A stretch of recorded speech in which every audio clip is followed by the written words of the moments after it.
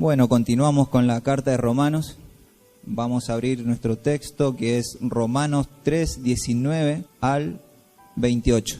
Paso a leer, dice: Ahora bien sabemos que cuanto dice la ley, lo dice a los que están bajo la ley, para que toda boca se calle y todo el mundo sea hecho responsable ante Dios.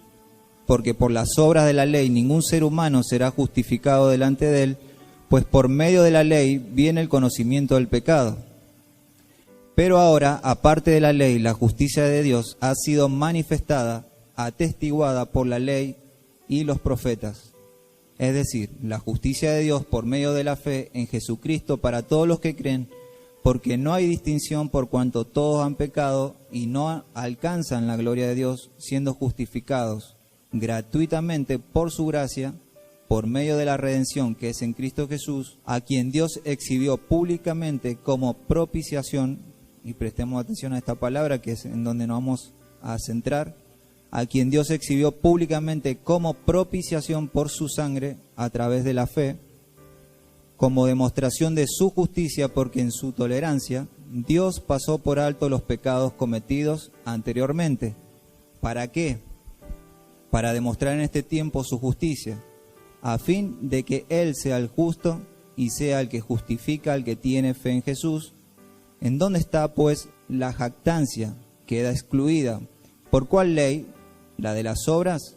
No, sino por la ley de la fe, porque concluimos que el hombre es justificado por la fe aparte de las obras de la ley. Introductoriamente vamos a ir un poquito recordando lo que el pastor nos ha ido compartiendo hasta el momento para entrar un poquito en contexto también. Y lo que nos muestra Pablo a través de sus primeros capítulos, en el capítulo 1 y en el capítulo 2, es como se nos dijo, es una radiografía de la condición del ser humano en la que quedó por causa del pecado. Obviamente eso comenzó en el jardín, cuando el hombre decidió desobedecer a Dios. Y esto me hace recordar un poco a la asunción del presidente actual, ¿no? Que subió y tuvo que dar como un repaso y un dictamen de cómo estaba la situación del país en este momento, de donde se desprende la famosa frase que se hizo viral: no hay plata. Entonces, pero era necesario, justamente por causa de pasar un informe de cómo estaba la situación de nuestro país a causa de lo que gobernaron anteriormente. Bueno, Pablo creo que prácticamente está diciendo lo mismo en sus primeros dos capítulos. Él está tratando de hacer una radiografía de cuál es la condición en la que hemos quedado todos los hombres. Acá está generalizando, está hablando tanto de griegos como a judíos, y eso es lo que se nos ha venido impartiendo en este último tiempo, entre otras cosas. Y vamos tocando unos puntos y que toca Pablo. Dice que todos estamos bajo la ira de Dios porque todos hemos pecado contra Él. Todos estamos bajo su ira. Esta palabra es importante porque va a dar un poco más de claridad al mensaje que tenemos para hoy día. Dios está airado con el hombre. Dios tiene ira para con el hombre, con todo el ser humano. ¿Por qué? Porque todos hemos pecado. ¿Y cómo sabemos que todos hemos pecado? Porque pecamos. Esa es la consecuencia. Más allá de nuestra naturaleza pecaminosa, sabemos que somos pecadores porque pecamos todo el tiempo. ¿Y qué es el pecado? El apóstol Juan, en 1 Juan 3:4 lo define. Esto está bueno para que lo tengamos así como una definición corta de qué es el pecado para una respuesta rápida, pero creo que envuelve todo el significado de lo que es el pecado. Sabemos que la palabra pecado tiene que ver con errar al blanco, pero esa sería la etimología. Pero el pecado en el contexto de lo que hizo el hombre para con Dios, dice Juan, 1 Juan 3:4, dice: todo el que practica el pecado, practican también la infracción de la ley, pues el pecado es infracción de la ley. O sea, cada pecado que cometemos es una infracción de la ley de Dios, de algo que Dios dijo que estaba mal, o que debíamos hacer, tanto de lo que no hacemos como lo que hacemos. También vimos que el pecado provoca la ira justa de Dios y la ira santa de Dios. Y esto nos lo dice en Romanos 1:18, Pablo dice: porque la ira de Dios se revela desde el cielo contra toda impiedad e injusticia de los hombres que detienen con injusticia la verdad. Pero no solamente Pablo nos dice eso, sino que también nos muestra que hay una incapacidad para guardar su ley de parte del hombre. No podemos guardar su ley.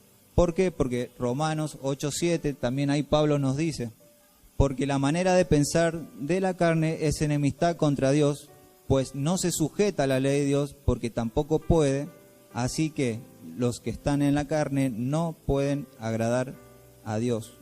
Es decir, nuestra propia naturaleza pecaminosa aborrece la ley de Dios. No quiere obedecerla, pero tampoco no solo no quiere, sino que no puede.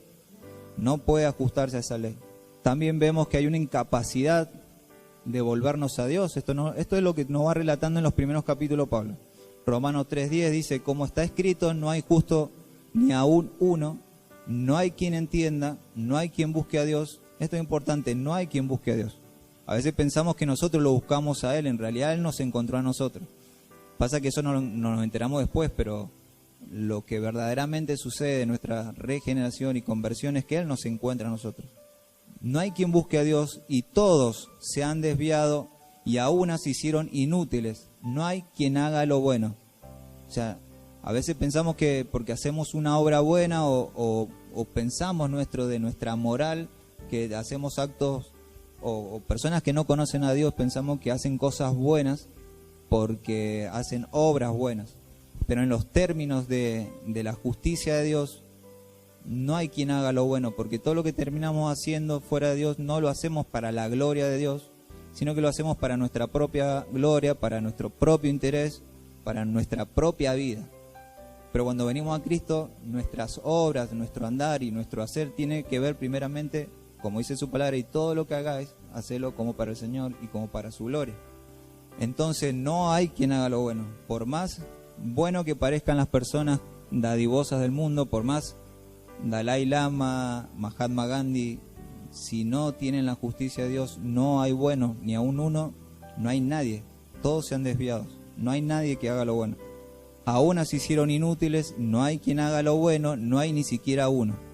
Y es en este contexto que Pablo comienza a desarrollar la doctrina central del Evangelio, como se dijo al principio, que es la justificación por la fe sola. En el capítulo 3 empieza a introducirnos Pablo en esta doctrina, la justificación por la fe sola. Pero la pregunta que nos tenemos que hacer primeramente antes de ingresar a desarrollar esta doctrina es que cómo Dios puede justificar al impío o al pecador sin pasar por alto su justicia. Esto es lo que trata de explicarnos Pablo, si bien él no hace la pregunta, pero sí está implícito en tratar de desarrollar cómo nos puede justificar Dios siendo pecadores sin pasar por alto su justicia. ¿Por qué digo esto? Porque Proverbios 17:15 dice, el que justifica al impío y el que condena al justo, ambos son igualmente abominación al Señor. Es decir, que Dios aborrece y abomina justificar al impío. Así de la misma forma como quien condena a alguien justo, a alguien que no hizo nada y se lo condena, de la misma manera Dios aborrece al que justifica a alguien que sí merece tal condenación. Entonces Dios no puede pasar por alto su justicia y pareciera un aparente dilema para nosotros en cómo va a ser el Señor para justificarnos, porque dice que somos justificados por medio de Él. Pero anteriormente en Proverbio y en la Biblia nos enseña que Dios no justifica al impío porque aborrece ese tipo de actos. Es como si vamos ante un juez y nosotros vamos con una deuda, una infracción de ley, y el juez dice, bueno, te perdono, sigue tu camino.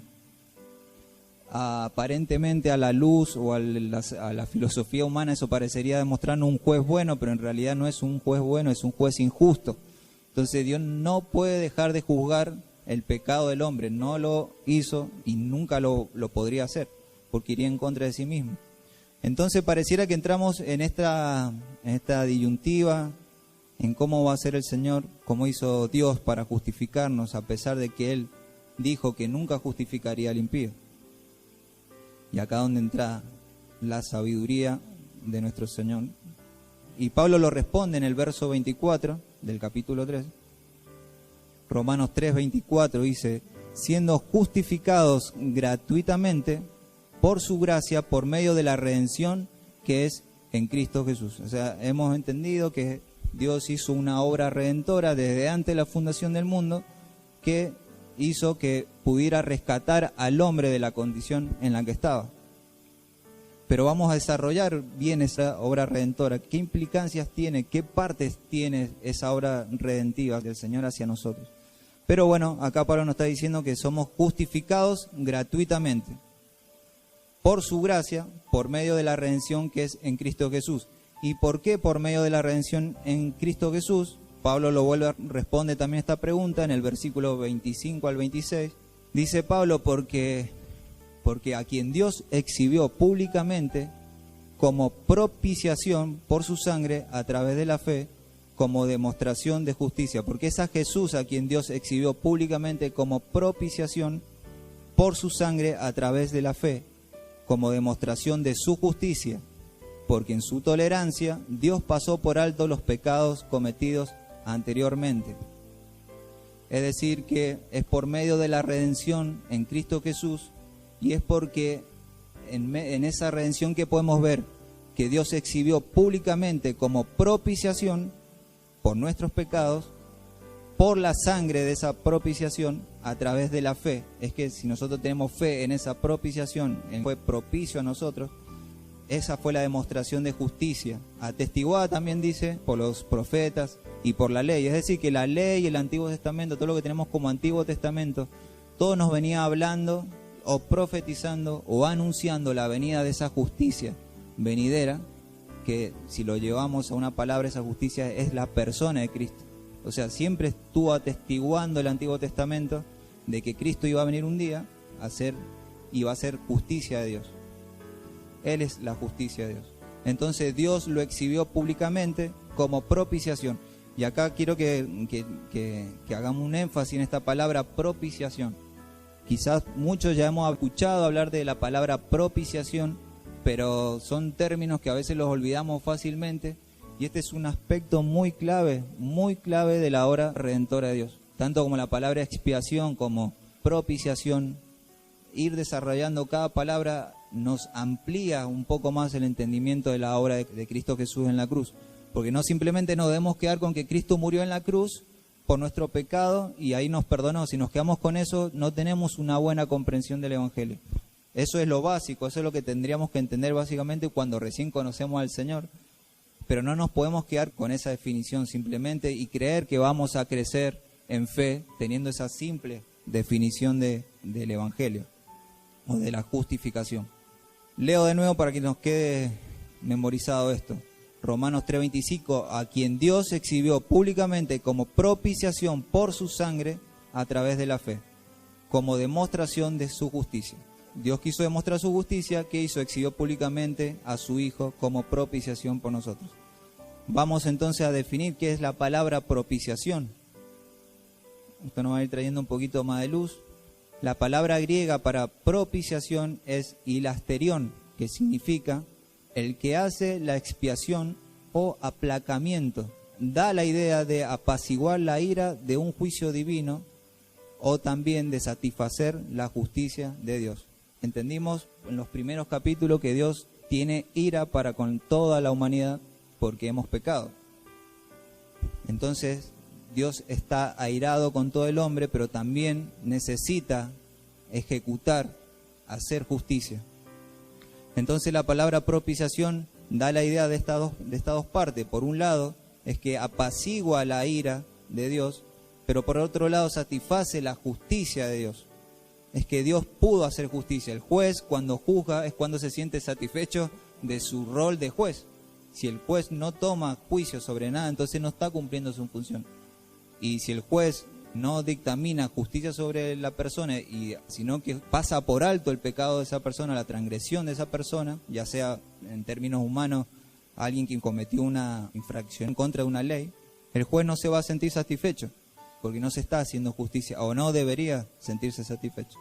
Para ir entendiendo un poquito más, vamos a un ejemplo en Génesis 3:20, para que vayamos entendiendo un poco más en qué contexto se utiliza la palabra propiciación.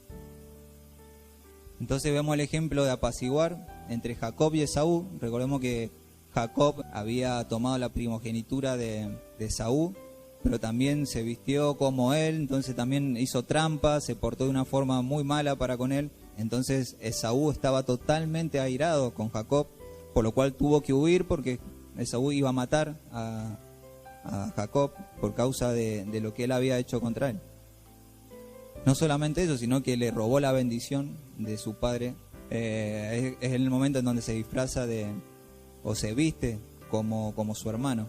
Quien era el primogénito, quien debía recibir la bendición del padre, bueno, él se disfraza, se hace pasar por su hermano y el que recibe la bendición es él. Entonces se enoja Esaú y lo persigue con la idea de matarlo. Y Génesis 32:20 dice, esto lo dice Jacob: apaciguaré su ira con el presente que va delante de mí, y después veré su rostro, quizá le seré acepto. Entonces, ¿qué está queriendo hacer Jacob? Está queriendo darle una ofrenda de todo lo que él había prosperado, que Dios lo había hecho prosperar. ¿Para qué? Para que apaciguar la ira de Esaú, para que no lo matara, porque Esaú iba a salir al encuentro y él tenía que volver al lugar de donde salió, en donde estaba su hermano Esaú. Entonces, ante esta situación, él quería apaciguar esta situación, a ver si no lo mataba. Bueno, creo que todos hemos vivido alguna vez algo así, como tratar de manipular a alguien para que no se enoje o para que baje un poco la bronca, sobre todo con nuestros padres, cuando hemos cometido una situación en nuestra casa y nos ponemos a limpiar por lo menos en mi caso, no sé cómo han hecho ustedes, me he puesto a limpiar la vereda como para decir, bueno, que no se enoje tanto, ya que por lo menos le limpié la vereda. ¿En qué sentido? Para apaciguar un poco la ira de la madre, o del padre, o del hermano, y así con cada situación de la vida. Entonces es en este sentido que la palabra apaciguar, dijimos que viene de la palabra propiciación, que tiene cabida en lo que estamos hablando. Esto, tengan paciencia un poquito, ya va a ir redondeando y vamos a entender lo que es la propiciación en todo su significado. También en el paganismo, están las imágenes del paganismo de la propiciación. Bueno, ese es el dios Moloch. Entre los paganos, entre las religiones paganas, se pensaba que la propiciación era una actividad por la cual el adorador podía propiciar aquello que induciría un cambio de mentalidad en la deidad. El pagano sobornaba a su dios para que le favoreciera. Y bueno, por ejemplo, el sacrificio al dios Moloch. O sea, pero en todas las culturas y en todas las religiones esto es totalmente conocido, que por ejemplo al dios del viento se le ofrecía no sé, tal sacrificio de frutos, o como la vendimia, por ejemplo, también que vivimos nosotros acá. ¿Para qué? Para aplacar su ira, para que nos cuide, para que no se enoje por lo que hemos hecho, por cómo hemos sido. En el Antiguo Testamento también vemos que al dios Moloch, incluso los judíos incurrieron en esta práctica de entregar a sus hijos en sacrificio al dios Moloch, donde prácticamente eran quemados y prendidos fuego, para que el dios Moloch, es decir, Satanás, apaciguara su ira, tuviera misericordia de quienes daban esa ofrenda. En este sentido también estamos viendo el sentido de apaciguar la ira, porque hemos entendido que Dios está airado con el hombre. Y en el Antiguo Testamento, para entender qué significa la propiciación o el apaciguamiento, en este texto debemos entender primero qué es el propiciatorio. O sea, para entender qué es la propiciación, primero debemos entender qué era el propiciatorio. Y ahí sí la otra imagen que tenemos ahí del arca del pacto, el arca del pacto donde la presencia de Dios se manifestaba, o también simbolizaba la presencia de Dios. Es decir, que donde estaba el arca del pacto, por lo general estaba en el lugar santísimo, era donde estaba la presencia de Dios. Pero el arca del pacto tenía, siempre dentro del tabernáculo, en el lugar santísimo, tenía una tapa, que es esta que está acá, eso que cubría, eso le llama el Señor el propiciatorio. Y arriba tenemos los dos querubines que miran hacia el arca del pacto, pero hacia abajo. Todo eso es simbólico, nos está queriendo decir algo, pero no me voy a meter mucho en eso, sino entender que adentro del arca del pacto estaba la ley, las tablas de la ley, estaba el maná y la vara de Aarón, pero sobre todo estaban las tablas de la ley que el pueblo de Dios había violado, que había infringido. Por tanto, el pueblo de Israel había violado el pacto que Dios había hecho con su pueblo en el monte Sinaí por medio de Moisés. Por tanto, Dios estaba airado con su pueblo también, y Dios debía derramar su justicia sobre su pueblo. Entonces el propiciatorio era la cubierta o tapa del arco que la cubría, y por así decirlo, el propiciatorio ocultaba al pueblo de Dios del juicio condenatorio de la ley. ¿Cómo era esto? Cada año, en el día de la expiación, la palabra expiación significa quitar o sacar el pecado, el sumo sacerdote entraba en el lugar santísimo y rociaba la sangre de animales sacrificadas para la expiación de los pecados del pueblo. ¿Y sobre dónde derramaba esa sangre? ¿Sobre dónde creen? Sobre el propiciatorio. Esta sangre se rociaba sobre el propiciatorio. ¿Y qué cubría el propiciatorio? Lo que dije recién, esa sangre derramada sobre el propiciatorio propiciaba, aplacaba la ira y el juicio de Dios sobre su pueblo a causa de haber violado el pacto y su ley. Momentáneamente aplacaba su ira. Como dijimos, Dios es justo y no va a dejar de pasar por alto su justicia. Estamos entendiendo que cómo Dios ideó ese plan para no pasar por alto su justicia y justificar al impío. ¿Se va entendiendo hasta ahí? Vamos a Hebreos 9:6, donde la carta de Hebreos justamente es una carta donde se enfoca, es un énfasis en este ritual del Antiguo Testamento del tabernáculo, del sacrificio. Y esto nos arroja bastante luz en lo que estamos queriendo explicar ahora. Hebreos 9, del 6 al 10, dice: así preparadas estas cosas, los sacerdotes entran continuamente al primer tabernáculo para oficiar el culto, pero en el segundo solo entra el sumo sacerdote una vez al año, no sin llevar sangre, la cual ofrece por sí mismo y por los pecados del pueblo cometido en ignorancia. Queriendo el Espíritu Santo dar a entender esto, que el camino al lugar santísimo aún no había sido revelado, en tanto que el primer tabernáculo permaneciera en pie, lo cual es un símbolo para el tiempo presente. Eso el autor está hablando del tiempo presente donde Cristo ya había muerto en la cruz. Ese era el tiempo presente, el cual es un símbolo para el tiempo presente, según el cual se presentan ofrendas y sacrificios. Presten atención a lo que dice acá, que no pueden hacer perfecto en su conciencia al que practica ese culto, puesto que tiene que ver solo con comidas y bebidas y diversas abluciones y ordenanzas para el cuerpo, impuestas. ¿Hasta cuándo? Hasta el tiempo de reformar las cosas. ¿Cuál era el tiempo de reformar las cosas? Cuando Cristo vino a morir en la cruz.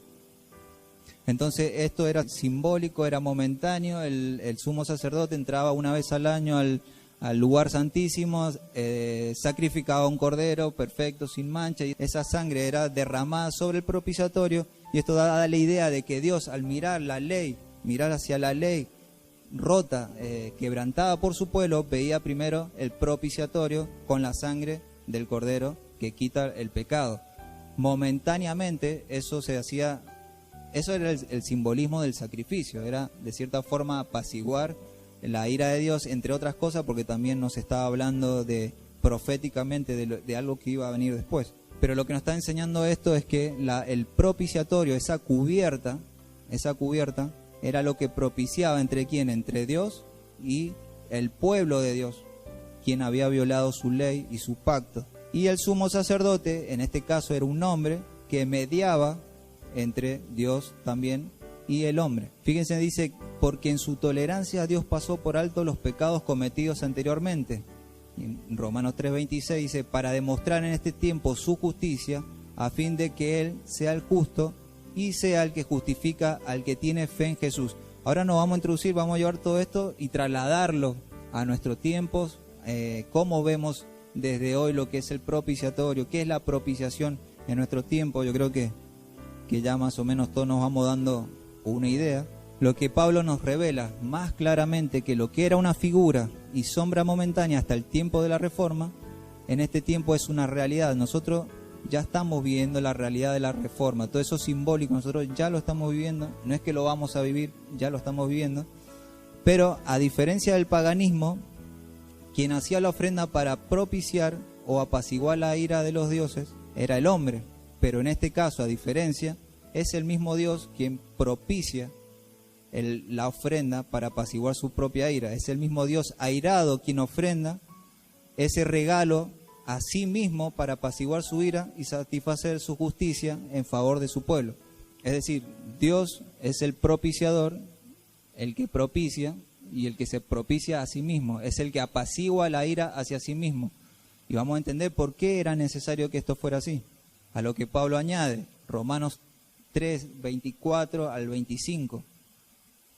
Esto ya no está hablando de la diferencia entre la propiciación que hacían las religiones paganas y lo que hizo Dios a nuestro favor. Romanos 3, 24, 25. Siendo justificados gratuitamente por su gracia, por medio de la redención que es en Cristo Jesús, a quien Dios exhibió públicamente como propiciación. Como también se dijo, el que exhibe públicamente la propiciación es Dios el Padre. Por su sangre a través de la fe como demostración de su justicia. Dios quiso demostrar su justicia, ¿cómo? A través de una propiciación, de una ofrenda que aplacara la ira de Dios. ¿Quién era esa ofrenda pública? Era Jesucristo. La razón de esto es que el hombre es totalmente incapaz, y somos, y ustedes son incapaces de satisfacer la justicia de Dios. Nunca nosotros podríamos haber satisfecho esa justicia, a excepción que pasemos toda la vida y toda nuestra eternidad en la condenación. Eso hubiese sido justo y Dios hubiese suplido su justicia. ¿Qué nos merecíamos nosotros? La perdición eterna. Si todos hubiésemos sido condenados en el lago de azufre y fuego, Dios hubiese satisfecho su justicia. Pero el Señor tuvo misericordia. La única satisfacción o propiciación que pudo ser aceptable a Dios y que puede reconciliar al hombre con Él tenía que ser hecha por Dios. Por esta razón, Dios Hijo Jesucristo vino al mundo en forma de hombre para hacer el sacrificio perfecto por el pecado e hizo propiciación, expiación por los pecados del pueblo. El apóstol Juan dice en 1 Juan 2:2, Él mismo es la propiciación por nuestros pecados, y no solo por los nuestros, sino también por los de todo el mundo. Es por esto que podemos decir que Cristo es nuestra propiciación. Es Cristo el que apacigua la ira que Dios tenía hacia nosotros. Pero no solamente apacigua esa ira, sino el que recibe la ira de Dios, el que satisface la justicia de Dios. Ahí entonces vemos dos temas, que vemos el sacrificio que suma a toda la obra redentora del Señor, que es apaciguar y satisfacer la justicia del Padre. Por esto podemos decir que Cristo es nuestra propiciación, vuelvo a repetir, porque Hebreos 9:11 al 14 dice, el libro de Hebreos es tremendo porque nos va dando detalle por detalle cómo fue esta obra perfecta. Recordemos que el libro de Hebreos está hablado a hebreos, entonces por eso usa estas terminologías y usa la historia del Antiguo Pacto. Los griegos nunca lo iban a entender, a los judíos sí entendían de esto que le estaba hablando. Ellos eran los que sacrificaban, ellos eran los que tenían un sumo sacerdote, ellos estaban en el sistema sacrificial, entonces para ellos era una revelación que no podían ver, que todo lo que se estaba hablando ahí era del mismo Señor Jesucristo. Por eso Pablo le dice que ellos cuando leían a Moisés, mientras leen la ley o el Antiguo Testamento, no pueden ver a Cristo. ¿Por qué? Porque tiene un velo que no les permite ver la revelación del Antiguo Testamento. Entonces Hebreos 9:11 dice, por cuando Cristo apareció como sumo sacerdote de los bienes futuros a través de un mayor y más perfecto tabernáculo. ¿Quién es el tabernáculo? ¿Quién? Fuerte. Exacto. Jesucristo es el tabernáculo. No hecho con manos, es decir, no de esta creación y no por medio de la sangre de machos cabríos y de becerros, sino por medio de su propia sangre, entró al lugar santísimo. ¿Quién era el sumo sacerdote? Cristo, porque ¿quién ingresó al lugar santísimo con la sangre? Jesús. Y no por medio de sangre de machos cabríos y de becerros, sino por medio de su propia sangre, entró al lugar santísimo una vez y para siempre, habiendo obtenido redención eterna. Porque si la sangre de los machos cabríos y de los toros y de la ceniza, recuerden el sacrificio que hacían, la expiación que hacía para que momentáneamente Dios pasaba, como dice, Dios momentáneamente pasó por alto los pecados pasados. ¿Cómo lo hacía? A través de esto. No por medio de sangre de machos cabríos y de becerros, sino por medio de su propia sangre entró en el lugar santísimo. ¿Cuál es el lugar santísimo? En la presencia de Dios. En el tabernáculo era el lugar santísimo, era un lugar físico, pero acá está hablando que Cristo entró en la presencia de Dios. Ascendió a los cielos, entró en el cielo, donde está el Padre. Entró al lugar santísimo una vez y para siempre, habiendo obtenido redención eterna, porque la sangre de los machos cabríos y de los toros y la ceniza de las becerras rociadas sobre los que se ha contaminado, santifican para la purificación de la carne. Es decir, ¿qué es lo que pasa en ese momento? Lo que se santificaba es simplemente la parte externa del hombre, era la carne. Era nuestro cuerpo físico, pero la parte interna, el corazón, la intención del corazón, no había sido santificado, no se podía santificar. Entonces los bautismos que tenían, los lavamientos que tenían, todo era una cuestión externa del ser humano. Recordemos que esto es figura y sombra de lo que iba a venir después, que no se podía vivir en el antiguo pacto porque todavía no venía el Señor, que era la consumación de todos esos tipos, figuras y sombras. Entonces, ¿cuánto más la sangre de Cristo, dice el autor a los Hebreos, el cual por el Espíritu Eterno se ofreció a sí mismo sin mancha a Dios, purificará vuestras conciencias de obras muertas para servir al Dios vivo? Acá está haciendo la comparación entre los distintos pactos, en los distintos sacrificios, cómo el de Cristo es superior, cómo el nuevo pacto es superior al antiguo pacto por todas estas cosas. Hebreos 10:8 dice, diciendo primero, sacrificio y ofrendas y holocaustos y expiaciones por el pecado no quisiste ni te agradaron, las cuales cosas se ofrecen según la ley. Y diciendo luego, he aquí vengo, oh Dios, esto lo dice nuestro Señor, vengo aquí, oh Dios, para hacer tu voluntad. ¿Se acuerdan cuando hablamos del pacto eterno de redención? Cuando se pactó la obra redentora entre quién, entre Dios Padre, Dios Hijo y Dios el Espíritu. Dios Espíritu, entre ellos tres, se hizo el pacto eterno donde no participó el hombre, donde la obra de ese pacto era que Cristo se ofrecía a sí mismo como sacrificio, como rescatador del ser humano. Entonces, es ese pacto eterno en el cual nosotros no participamos, es de lo que nos está hablando acá. Y diciendo, he aquí vengo, oh Dios, para hacer tu voluntad. Quita lo primero para establecer esto último. ¿Qué es esto primero? Todo el antiguo, todo el sistema sacrificial que ya no servía, porque era momentáneo. Era lo que no entendían los judíos. Ellos pensaban que era ese el camino, era guardando esa ley. Pero no, eso era todo una figura y sombra de lo que iba a venir después. Pero ya había llegado lo segundo, que era Cristo. Y entonces Jesús le dice, establece esto último.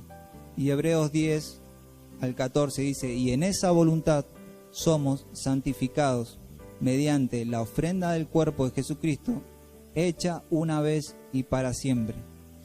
Y ciertamente todo sacerdote está día tras día ministrando y ofreciendo muchas veces los mismos sacrificios que nunca pueden quitar los pecados. El sacrificio en el antiguo pacto era día tras día.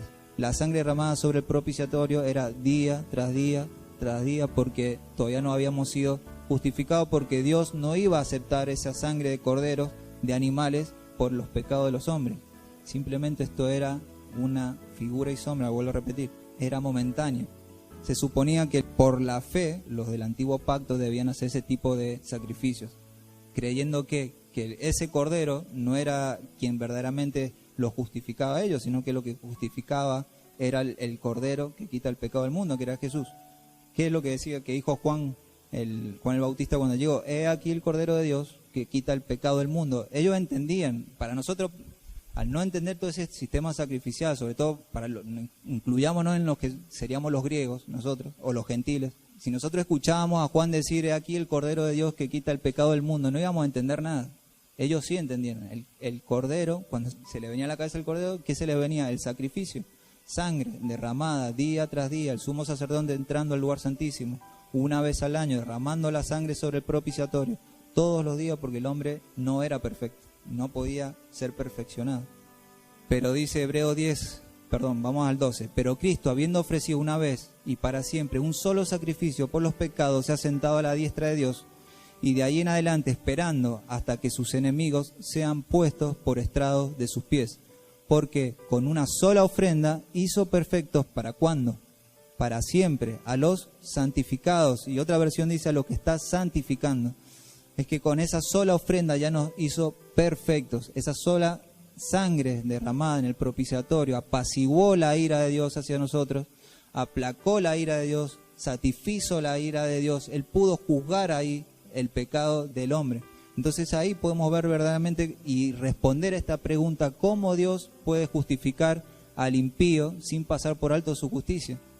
Es que Él derramó su justicia sobre nuestro Señor Jesucristo porque Él era la ofrenda, pero también no solamente era la ofrenda, era Cristo, también apaciguó la ira de Dios porque era su sangre, satisface la justicia de Dios también porque es aceptable delante de Dios, pero también expía los pecados del hombre. Él hizo todo en ese momento. Él era el sumo sacerdote, era la ofrenda, era el tabernáculo.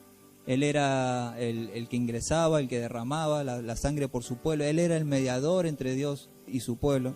Él era el que cumplió perfectamente la justicia de Dios, el que hizo la obra perfecta de redención cumpliendo la ley sin pecar en ningún momento. Entonces Pablo nos está tratando de decir, en el texto que comenzamos a leer, nos está tratando de decir que cómo podemos entender un poco más el sacrificio de Cristo en la cruz, las partes legales de esa obra redentora. Son partes legales. Dios tenía que derramar su justicia.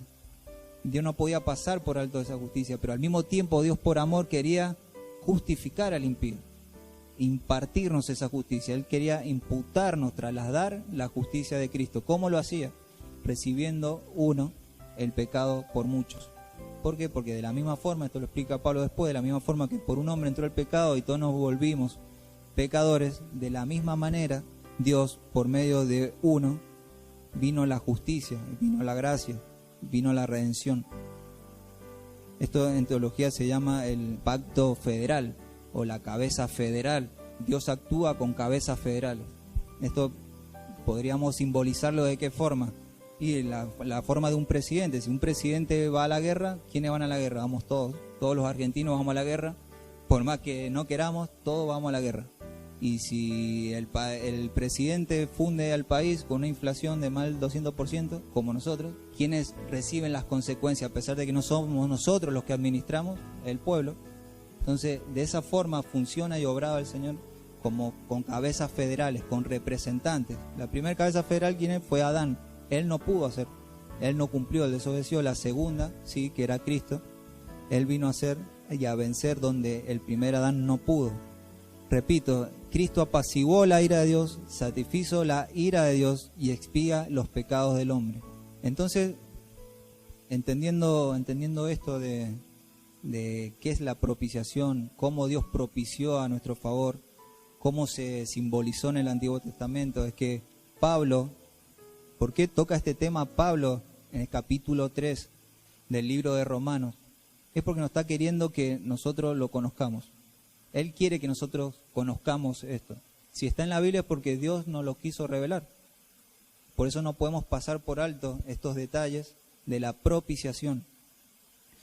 Pablo está tratando de que nosotros entendamos y tengamos argumentos sólidos de por qué somos justificados. Y esto es fundamental. Fundamental porque ahora entramos a lo que es en cómo se aplica esto en nuestra vida, en qué infiere esto en nuestra vida diaria, porque uno puede decir, bueno, sí, ya fuimos justificados y el Señor pagó por nosotros, pero yo tengo estos problemas a diario y mi vida es así y así y así. Pero esto tiene mucho más que ver de lo que a veces nosotros pensamos, el entender estas cosas. Esto, como se dijo al principio, es la doctrina de la fe sola, de solo por la fe que somos justificados. La propiciación y expiación están dentro de eso. Si queremos desarrollar la justificación por la fe sola, vamos a ver expiación y propiciación. Simplemente estamos viendo el aspecto de la propiciación. Martín Lutero decía que sobre esta doctrina de la justificación por la fe sola, donde nosotros no podemos obrar, justamente ¿por qué? Porque la ofrenda, ¿quién era? Jesús, el sacrificio era Jesús, el que podía satisfacer solamente la ira de Dios y aplacar esa ira, la justicia de Dios y aplacar esa ira, era Jesús, por lo cual no nos podemos jactar de nada, dice Pablo después. No nos podemos jactar de haber hecho algo a favor de Jesús, o a favor de nosotros, perdón. Entonces, esto aplica mucho en nuestra vida. ¿En qué sentido? Porque si hay algo en que lo que Satanás, escuchemos bien, si Satanás, hay algo que no quiere, y lo que no quiere Satanás, y lo que va a luchar continuamente contra nosotros de cualquier manera, es que nosotros no entendamos el Evangelio. Satanás no está en contra de nuestra riqueza, ni en contra de nuestra salud, ni nada. Lo que él no quiere es que nosotros no entendamos el Evangelio. ¿Para qué? Para que sepamos atravesar las riquezas, los momentos donde no hay salud. Satanás está totalmente involucrado que nosotros, como cristianos, no solamente los incrédulos, sino nosotros no entendamos el Evangelio. ¿Por qué? Y vamos a pasar a explicar eso. como dijimos, la justificación por la fe sola era el corazón del Evangelio, tanto de la doctrina de la propiciación como de la expiación, y esto fue el punto de disparador de la Reforma protestante, de donde, podríamos decirlo históricamente, venimos todos nosotros. Es esto lo que dividió la iglesia de Roma a la iglesia que somos nosotros, que seríamos hoy los protestantes o evangélicos. Somos eso, ¿por qué? Porque esta doctrina fue fundamental, porque esta es lo que le da toda la gloria a Dios. La justicia por la fe sola es lo que glorifica de mayor forma a Dios, es el corazón del Evangelio, y si nosotros no entendemos esta doctrina en profundidad, o si no conocemos directamente esta doctrina, no podemos decir que conocemos el Evangelio. Si no conocemos el Evangelio, no estamos conociendo a Cristo, y si no conocemos a Cristo, en vano estamos reuniéndonos acá, estamos jugando o estamos fingiendo ser verdaderos hijos de Dios. Esto no quiere decir que no podamos no tener mucho entendimiento y no ser hijos de Dios. Estoy diciendo que debemos crecer en la revelación de esto. Entonces, tan importante fue para ese momento que fue el cisma que dividió la iglesia cristiana, evangélica, protestante, de la iglesia católica romana, que había ocultado, que había metido bajo tierra esta doctrina. Y los que conocen la historia de Lutero, justamente lo que producía en Lutero no entender esta doctrina era culpa. Era culpa. Él se sacrificaba a sí mismo, se azotaba a sí mismo, no podías disfrutar de la vida, por más que él se había dedicado de lleno al servir a Dios, era un monje, pero él no podía disfrutar el Evangelio. ¿Por qué? Porque él sentía culpa, porque él quería pagar con sus propios sufrimientos, él quería hacer la ofrenda para Dios de sacrificio que Dios nunca iba a aceptar. Porque somos pecadores, porque Dios no iba a aceptar Dios no acepta nuestra ofrenda porque son trapos de inmundicia para él. No porque Dios sea malo, sino porque somos trapos de inmundicia nosotros por causa de nuestra naturaleza pecaminosa. Es por eso que Dios tuvo que venir a quitar el pecado. Entonces se sentía pecaminoso, y por más que servía a Dios, por más que deseaba servir a Dios, por más que quería, estudiando la vida de Lutero, dice que volvía loco a los confesionarios, a los curas o a los que recibían, porque se confesaba por todo. O sea, caminaba y se tropezaba y iba y se confesaba, por dar un ejemplo, porque no podía entender la justificación por la fe. Él se quería justificar tratando de llevar una vida totalmente recta. Y tenemos que separar esto también a los judíos, porque a veces miramos a los judíos como legalistas, pero en nuestra vida también podemos tener rasgos, mejor dicho, tenemos rasgos de legalismo, porque como se dice, todos tenemos un legalista dentro, porque venimos justamente también de la iglesia o la tradición católica, y todos queremos hacer algo para satisfacer a Dios. Todos lo hemos vivido en nuestra casa, como les daba el ejemplo recién. Queremos hacer algo para que Dios ya no esté tan enojado conmigo. Entonces, ¿qué hago? Me voy a orar.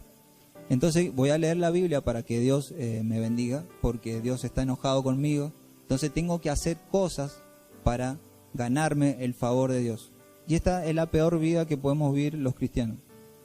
Y es la mejor vida que podemos vivir los cristianos es cuando entendemos y crecemos en la justificación por la fe sola, donde no tenemos que hacer nada, donde nuestra fe debe estar depositada en una persona, en el que fue propicio a nuestros pecados, es Jesucristo. Entonces, como decía, Satanás no solamente está interesado en que no entendamos estas cuestiones legales que Dios hizo a favor nuestro, sino también porque es a través del Evangelio. Para mí es tremendo como lo dice Pablo en 2 Corintios. Es a través del Evangelio donde, lo voy a leer para no equivocarme, sino también porque es a través del Evangelio, en todos sus aspectos, es donde podemos ver la gloria de Dios en la persona de Jesucristo. Es en el Evangelio, entendiendo el Evangelio en profundidad, donde se va revelando cada vez más la gloria de nuestro Señor Jesucristo. Es donde podemos ver, y cuando hablamos de gloria es cuando estamos hablando de su amor, de su bondad, de todos sus atributos. Que la gloria de Dios es la suma de todos sus atributos, si lo podemos definir de una forma, y el Evangelio es una luz que nos revela eso en quién, en la persona de Jesucristo, porque justamente Él hace el propicio que estuvimos viendo hoy día, que Él, pudiendo habernos juzgar y no dejar de ser justo y mandarnos a todo a la perdición, podría haberlo hecho, hubiese sido justo, pero no, dice que de tal manera amó Dios al mundo que envió a su Hijo. ¿Para qué? Para que todo aquel que en Él cree no se pierda, mas tenga vida eterna. Entonces lo que estamos viendo acá es el amor de Dios, que a ver nuestra incapacidad, no solamente de volvernos a Dios, sino de aplacar su ira para con nosotros, de la incapacidad que tenemos de satisfacer su justicia.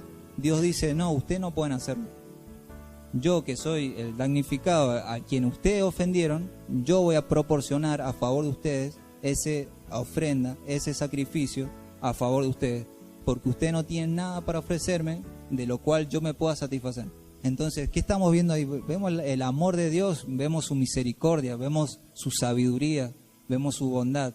Entonces, por eso debemos entender que en el Evangelio y en la faz de Jesucristo es donde vemos la gloria de Dios. Y Pablo es claro que dice, ¿qué pasa cuando contemplamos a cara descubierta la gloria de Dios? Es que vamos siendo transformados de gloria en gloria. Es cuando vamos a las Escrituras, pero no solamente para llenarnos de conocimiento, sino es que podemos ver la gloria de Dios en el Evangelio. Cuando vemos su amor, cuando podemos contemplar su hermosura, su santidad, su justicia, su sabiduría en crear un plan magno de esta forma que ningún hombre en la historia de la humanidad podría haber ideado. Por eso, cuán misterioso es este plan, decía la canción que cantábamos más temprano. Entonces, Satanás sabe que si vemos la gloria de Dios en la persona de Cristo, a través de la luz del Evangelio, es que vamos siendo transformados de gloria en gloria.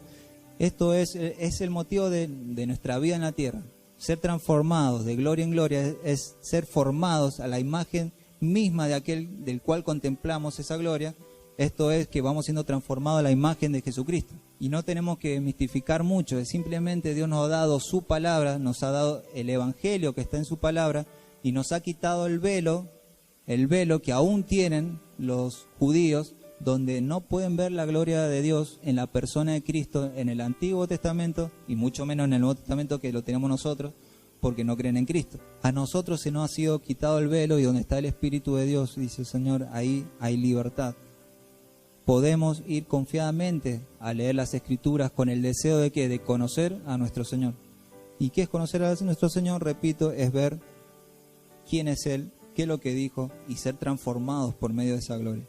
Esto es importante también y Satanás está interesado en que no entendamos el Evangelio, porque es cuando nuestra fe deja de ser circunstancialmente emocional y comienza a tener un fundamento sólido. La fe circunstancialmente emocional es cuando hoy tengo fe pero mañana no tengo, que no es una fe verdadera, pero pareciera que tenemos fe. Hoy día estoy positivo y digo, no, en el Señor todo lo puedo, en Cristo todo lo puedo que me fortalece, pero al otro día ya no lo puede porque nada lo fortalece. ¿Y qué es lo que falta ahí? Falta fundamento, falta argumentos que solidifican nuestra fe. Nuestra fe está basada, esto anótelo si puede, está basada, es la confianza hacia Dios, basada en qué, en lo que Dios es, pero también lo que Dios dijo. Nuestra fe está basada en lo que Dios es, pero también en lo que Dios dijo. El objeto de nuestra fe es Dios. Esto me recuerda mucho y bueno, luego con Abraham empieza a dar ejemplos de la fe en el capítulo 4, que es el que viene después de esto que estaba compartiendo yo. Empiezas a dar ejemplos de la fe y toma como ejemplo a Abraham, pero también vemos algo práctico, algo fácil que podemos entender, que hace poco lo estuve viendo, que es en el momento en que la tormenta viene a la barca en la que iban Jesús y los discípulos. Jesús estaba durmiendo, él no tenía temor de nada, obviamente era Dios. Pero ¿qué pasa con los discípulos? Vino una tormenta y en el momento de la tormenta tuvieron mucho miedo y fueron a despertar a Jesús. Y le dijeron, ¿qué pasa? No, como diciéndole, ¿no te das cuenta de lo que está pasando? Como que le recriminaron de cierta forma. Y Jesús, ¿qué le respondió? Hombres de poca fe. Dentro de ese hombres de poca fe, ¿qué nos estaba diciendo? Que los discípulos aún no entendían quién era el que estaba en su barca durmiendo con ellos. ¿Y quién era? Era el Hijo de Dios. ¿Y quién es el Hijo de Dios? El que es todopoderoso, el que creó los cielos y la tierra, el que con su palabra frena los vientos o los crea, es el que, todo lo que hemos estado estudiando en nuestros atributos. Entonces, cuando le está diciendo Dios a los discípulos que no tuvieron fe, le está diciendo que ustedes no creen o no han confiado en Dios, o no conocen o no saben que Jesús es todopoderoso. Entonces, fíjense, el argumento es que Dios es todopoderoso, que Él es Dios, que Dios implica todo lo que Él es, que Él es el creador del viento, Él que creó la barca y los creó a ellos también. Entonces, la fe debe estar fundamentada con argumentos, y el Evangelio es el argumento que alimenta nuestra fe, es lo que nos sujeta. Entonces, ¿para qué? Para que nuestras emociones estén sujetas a esa fe. O sea, que el comandante de nuestras emociones sean la fe y no salgamos como los discípulos asustados pidiéndole al Señor, Señor, Señor, ¿no? ¿Y qué responden los discípulos después? ¿Quién es este hombre que aún los vientos le obedecen? Y que no sé literalmente cómo lo dice, pero queriendo decir eso, ¿quién es este hombre? O sea, los discípulos muchos no habían entendido de quién era realmente Jesús.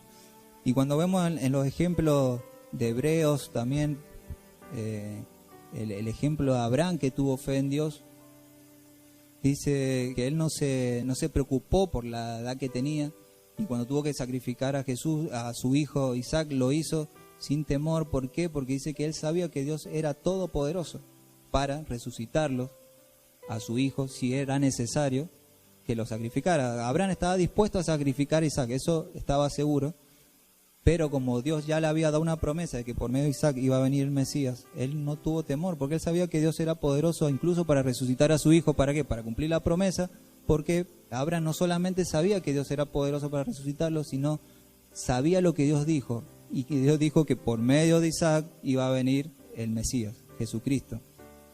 Entonces, ¿qué sabía Abraham? ¿Qué sabía Abraham? Sabía que Dios era todopoderoso, pero también lo que había prometido. Y el Evangelio nos revela eso, es quién es Dios, pero también nos revela, el Evangelio nos revela qué ha dicho Dios, qué ha prometido Dios. Entonces, ¿por qué es importante el tema de la propiciación? Porque justamente esto solidifica y argumenta nuestra fe para enfrentarnos o para posicionarnos o para presentarnos delante de Dios. Esto afecta nuestra forma de orar, esto afecta nuestras conciencias, esto afecta toda nuestra vida. Todas las áreas de nuestra vida esto afecta. Afecta nuestra relación con Dios. ¿Qué hacemos cuando pecamos? ¿Cómo llegamos a Dios? ¿Cómo nos acercamos? Nos acercamos como con culpa, diciendo, uy, ¿qué tengo que hacer? Como decía más temprano, ¿qué tengo que hacer ahora para aplacar el enojo de Dios? Y terminamos haciendo cosas lícitas, pero con las intenciones incorrectas del corazón, donde la oración se vuelve una hora muerta, donde el ayuno se vuelve una hora muerta. ¿Por qué? Porque lo estamos haciendo para comprar el favor de Dios por causa de lo que hicimos. Hace mucho que no me congrego, hace mucho que no oro, voy a orar, porque el Señor, y quizás no lo decimos, pero lo sentimos dentro de nuestro corazón, sabemos que estamos queriendo aplacar la ira de Dios, pero la Biblia dice que sin fe es imposible agradar al Señor. Nos debemos acercar en fe, entendiendo de que Cristo apaciguó la ira de Dios que Él tenía hacia nosotros. Cometemos el error de tratar de apaciguar la ira de Dios, tratar de satisfacer a Dios con obras, ofrendas, peregrinación y sacrificio, y nada de esto satisface a Dios. Dios está satisfecho únicamente con la obra de Cristo en la cruz, y lo demostró resucitándolo de entre los muertos y sentándolo a su diestra en los cielos. Si Dios está satisfecho con ese sacrificio, ¿por qué a veces no lo estamos nosotros? Eso vamos a preguntarnos. Y la respuesta es porque a veces no somos conscientes de estas verdades, o la escuchamos pero no persistimos en seguir entendiendo o creciendo en esta verdad, porque también nos las olvidamos fácilmente. Entonces he escuchado últimamente a muchos decir, predicate el Evangelio a vos mismo, predicate el Evangelio a vos mismo. Es nuestra mayor herramienta y está en toda la Biblia, o sea, en todo el Nuevo Testamento. Predicate el Evangelio, cuando habla del escudo de la fe, de la salvación, del armamento que se pone el soldado, todo nos está hablando del Evangelio. Entonces, como dije, la única manera de acercarnos a Dios es por la fe. Es decir, cuando yo me arrodillo a orar, yo sé que Dios es propicio a mí que soy pecador, o que ya fue propicio a mí que soy pecador. Yo ya no tengo que pedir al Señor que perdone mis pecados en términos de su ira hacia mí. Debemos pedirle que nos limpie, y Dios es fiel y justo para perdonarnos y limpiarnos de toda maldad. 1 Juan 2:1 dice, hijitos míos, os escribo estas cosas para que no pequéis. Si alguno peca, abogado tenemos para con el Padre, a Jesucristo el justo. Y el 2 dice, Él mismo es la propiciación. Fíjense en cómo conecta a Juan a Dios como abogado ante nuestros pecados, y conecta ahí mismo la propiciación. Él mismo es la propiciación por nuestros pecados. Él fue propicio a nuestros pecados. Y no solo por los nuestros, sino también por los del mundo entero. Bueno, dice, esto lo habla el Señor. A unos que confiaban en sí mismos como justos y menospreciaban a los otros, dijo también esta parábola. 2 hombres subieron al templo a orar, uno era fariseo y el otro publicano. El fariseo, puesto en pie, oraba consigo mismo de esta manera. Dios, te doy gracia porque no soy como los otros hombres, ladrones, injustos, adúlteros, ni aun como este publicano. Ayuno 2 veces a la semana, doy diezmo de todo lo que gano, mas el publicano, estando lejos, no quería ni aún alzar los ojos al cielo, sino que se golpeaba el pecho diciendo, Dios, sé propicio a mí, pecador. Os digo que éste descendió a su casa justificado. ¿Quién es este? El que dijo, Dios, sé propicio a mí, pecador, antes que el otro, porque cualquiera que se enaltece será humillado, y el que se humilla será enaltecido. Ya el Señor a través de esta parábola ya nos venía enseñando justamente la función de la propiciación de Dios a nuestro favor. Y si bien el contexto acá está hablando de personas que buscan su propia justicia, por ejemplo, tenían los judíos, pero nosotros debemos ser conscientes que a veces podemos vivir de esta forma y estar viviendo de esta forma. Y tenemos que analizarnos y examinarnos de por qué hacemos cosas que estaban bien, dice ayuno, ofrendo, esas son todas cosas que están bien, pero lo que estaba mal, lo que estaba haciendo esa persona era querer justificarse a través de esas obras. Y el problema de eso es que es antife, que somos incrédulos, es que no creemos que Dios era necesario y que nosotros somos autosuficientes para satisfacer a Dios. Esta es una lucha a diario, es una lucha que vamos a vivir todos los días, es una lucha en la que debemos perfeccionarnos, porque es la forma en que luchamos contra el pecado. El pecado es sinónimo también de incredulidad. Es por causa de muchas veces no entender o no perfeccionarnos en el entendimiento del Evangelio, es que el pecado busca fuera de Dios en lo que Dios ya tenemos, en lo que Dios ya nos ha dado porque estamos completos en Él. Entonces, hermanos, la idea de Romanos 3:19, lo que Pablo nos está queriendo decir, es justamente que ya fuimos justificados por la fe sola. No es más esto, más aquello, no es más lo otro, no es lo que yo hago, no es lo que yo digo, no es cómo me visto, ni cómo me peino, ni siquiera mi teología, ni siquiera porque hablemos la sana doctrina. No es eso lo que nos justifica, no es eso lo que nos hace acepto a Dios. No importa que tengamos la mejor teología, eso no nos hace más acepto a Dios. No importa cuán bien me porte, eso no nos hace acepto a Dios. No importa nuestra iglesia, cómo hacemos iglesia, no importa cómo me congrego, eso no nos hace acepto a Dios. Todo eso es importante, es sumamente importante, pero en lo que respecta a aceptación, Dios ya no hizo aceptos en el amado. Entonces esto tiene que obligatoriamente afectar en nuestra vida y nuestra relación con Dios. No hay forma de que si nosotros crecemos en estas verdades, no hay forma de que no afecte nuestra relación a Dios. No hay forma, porque es como una relación entre personas.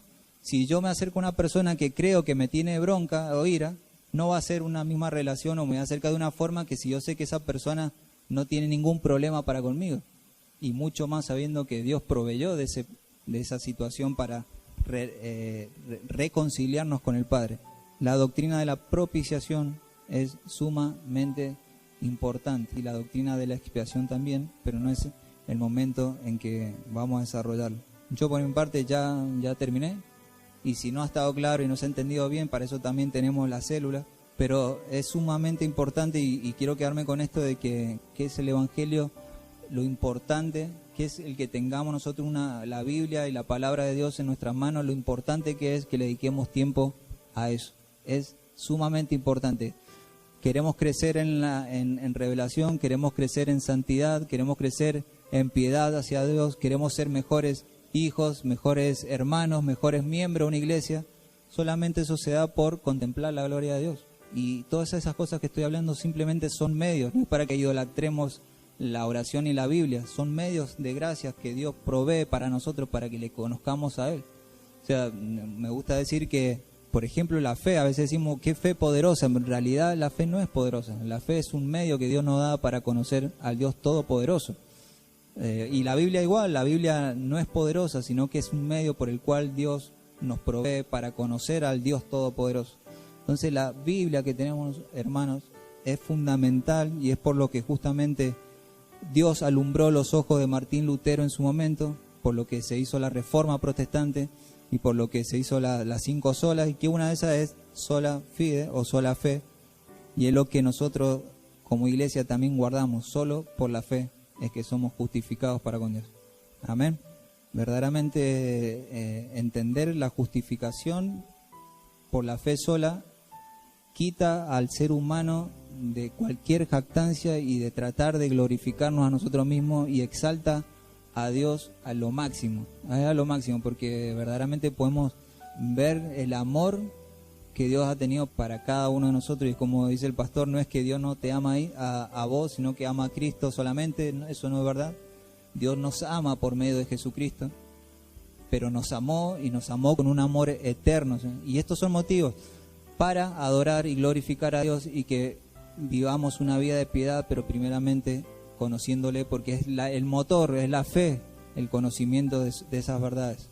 Así que, hermanos, cierro simplemente con una oración para fortalecimiento de la fe, para que todo lo que podamos estar atravesando en la vida, Señor, se sujete a tu palabra por medio de tu Espíritu Santo, Señor. Señor, te lo pedimos en el nombre poderoso de Jesucristo. Amén.